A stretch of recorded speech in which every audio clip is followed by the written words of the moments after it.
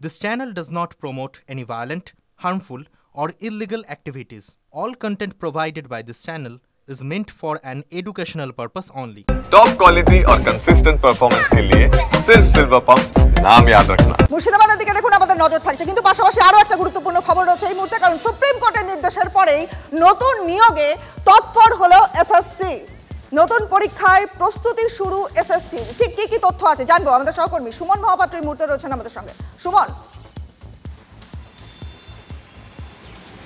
দেখো আমরা যেমনটা জানতে পারছি পরীক্ষা হচ্ছে, এই ব্যাপারে কিন্তু যোগ্য অযোগ্য ফ্রেশ ক্যান্ডিডেট প্রত্যেককে জানানো যায় যে পরীক্ষা সংগঠিত করতে চলেছে এসএসসি এবং তার জন্য প্রয়োজনীয় প্রস্তুতি তারা নিতে শুরু করেছে। সরকারের তরফ থেকে শূন্যপদের হিসেব দিলে 31শে মের মধ্যে বিজ্ঞপ্তি হবে। এবার প্রশ্ন, এই পরীক্ষায় বসবেন কারা, কাদের বসতে হবে? রিভিউ পিটিশনে এসএসসি সওয়াল করবে যাতে যোগ্য চাকরিহারাদের চাকরি বহাল থাকে। যদি সেই পিটিশন অ্যাপ্রুভড হয় বাই সুপ্রিম কোর্ট, তাহলে যোগ্য চাকরিহারাদের সেই পরীক্ষায় বসতে হবে না।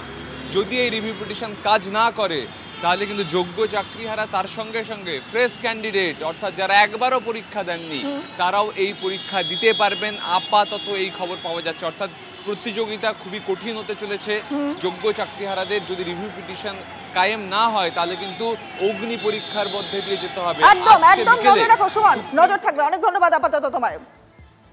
আর চাকরিহারা শিক্ষকদের জন্য পর্ষদ যা আইনি পদক্ষেপ করেছে তা শিক্ষাকর্মীদের ক্ষেত্রেও করা হোক। আরো একবার জানিয়ে দিই, চাকরিহারা শিক্ষকদের জন্য পর্ষদ যা আইনি পদক্ষেপ করেছে তা শিক্ষাকর্মীদের ক্ষেত্রেও করা হোক।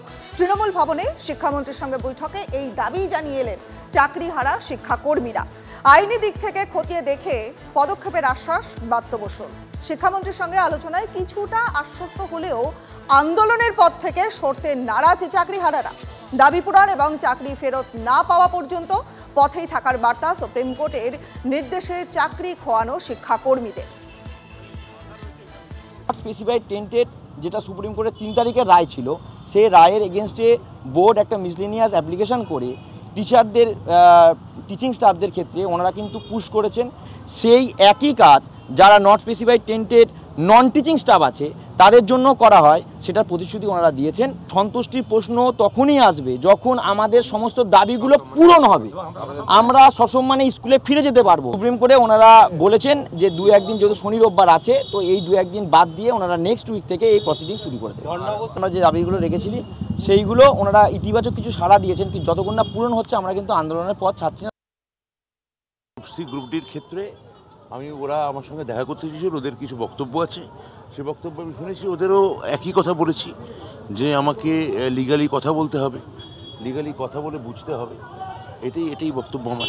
কী করে প্রতিশ্রুতি? তার প্রতিশ্রুতি দেওয়া মানে তো সুপ্রিম কোর্টে কন্টেম্প্ট হওয়া। আমি তো সেটা করতে পারি না। আমরা করবো মুভ রিভিউ পিটিশনের জন্যে, সেটা এখনও আমাদের আলাপ আলোচনা চলছে, সেটা এখনও চূড়ান্ত দিনক্ষণ ঠিক হয়নি।